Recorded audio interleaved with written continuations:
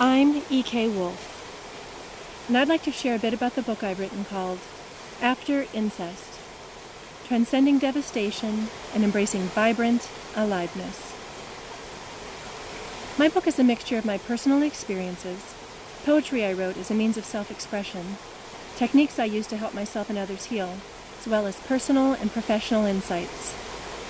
I'm going to read a few pages from the book, so you might want to just sit back, close your eyes, and listen for about 7 minutes. Displacement. Displacement describes when someone has an emotional response that originated in one situation but is being felt or acted out in a different situation.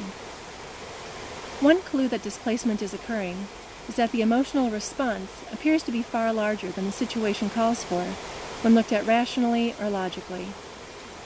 During displacement, the individual is experiencing feelings from a previous, unresolved experience and projecting them onto a situation in which it feels safe to express them. Immediately after I began writing this book, I was on the phone with an agent discussing a technical problem I was having with my phone, when the agent who was helping me got off the subject of my call. Recalling a time when he had a similar problem, he was telling me in great detail the steps he had taken to solve the problem he had. I tried to jump in several times to redirect his attention to my problem, but he wouldn't allow it. He plowed on. At this point, an explosive anger surfaced in me, and I wanted to scream at him to shut up and listen to me. But I held my tongue, took some deep breaths, and waited for the feeling to pass as he continued rambling. It didn't pass until long after I got off the phone.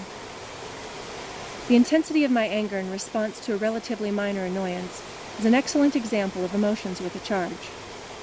This is what the psychology world calls displaced feelings. I've learned that whenever anyone is having displaced feelings, or a stronger response than the situation calls for, it's stemming from some hidden source that is yet to be acknowledged. After getting off the phone, I wanted to run home and hide under the covers.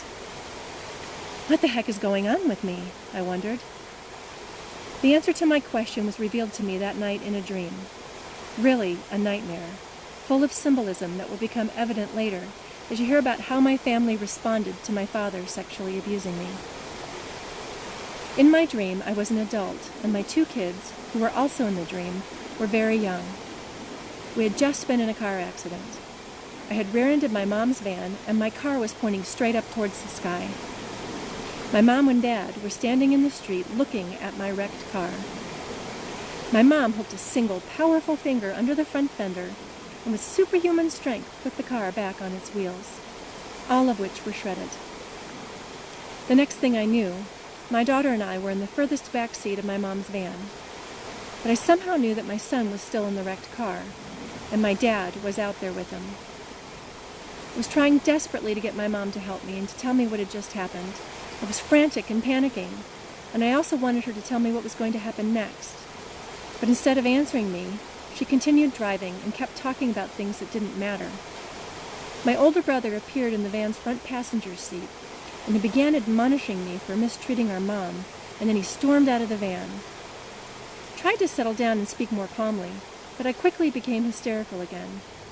Still, my mom focused on her driving and ignored my panic. She was driving, but we weren't going anywhere. My anxiety about my son and my wrecked car brought my hysteria to a desperate level, and at this point, some part of me finally said, I have got to stop this.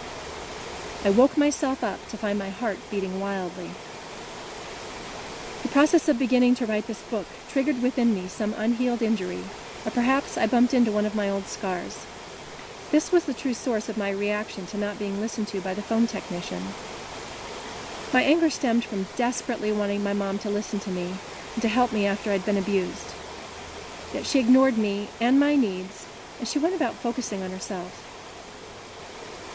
Now, I understand why the rehabilitated incest survivors I was looking for when I was 23 aren't out there blowing their horns and shouting, "Follow me!" How could they ever hope to help other incest survivors heal without talking or thinking about the abuse that caused their agony? Talking about these things trigger the pain from the past and keep it alive. Eventually, even the triggers and responses to triggers don't seem all that important. This happens when survivors have learned not to identify with their mind. But this typically occurs only after extensive practice. For years, I had quite a lot of unresolved anger and frustration with my mom. This was mainly because she encouraged me to displace my feelings and did not protect and take care of me when I needed her the most. Peter A. Levine, Ph.D., and school psychologist Maggie Klein say in their book, Trauma Through a Child's Eyes, trauma can result not only from catastrophic events, such as child abuse and violence, but from incidents that generate effects that are often minimized. My mother not only minimized, unconsciously, she blamed me. In any case, my dream of rear-ending my mom's van held a lot of meaning for me. It explained my exaggerated anger with the phone technician. The main message from the dream was that I was still suffering from the pain that I felt at my mom's unwillingness to listen to me when I went to her for help for the abuse. The second meaningful message was that I still carried a lot of fear and anxiety about how my children had been impacted by my experience, my son in particular. These two things, anger at my mom and fear for my children, have been ongoing challenges throughout my healing process. Certainly there are other deeper spiritual meanings to the dream, but I won't go into those here. Next is a poem I wrote about my mom more than 20 years ago. During those dark, cold, gloomy days, I cried in a field with grass up to my knee. I looked from a distance at my mother, who sat oblivious in a winter tree. She sat on the branch that was nearest to the ground, and I called only to her for help because there was no one else around. After quite some time, she came down, just for an instant, to see if I wanted to come up and sit with her in her leafless tree. It was getting darker and darker, and by this time it began to snow. And I told her with anger that no, I would not go. I was only a child, but I could clearly see it was a bad place for shelter in that winter tree. As she climbed back onto her branch, she thought I was quite bold, but I stood all alone on the ground, and I was shivering from the cold.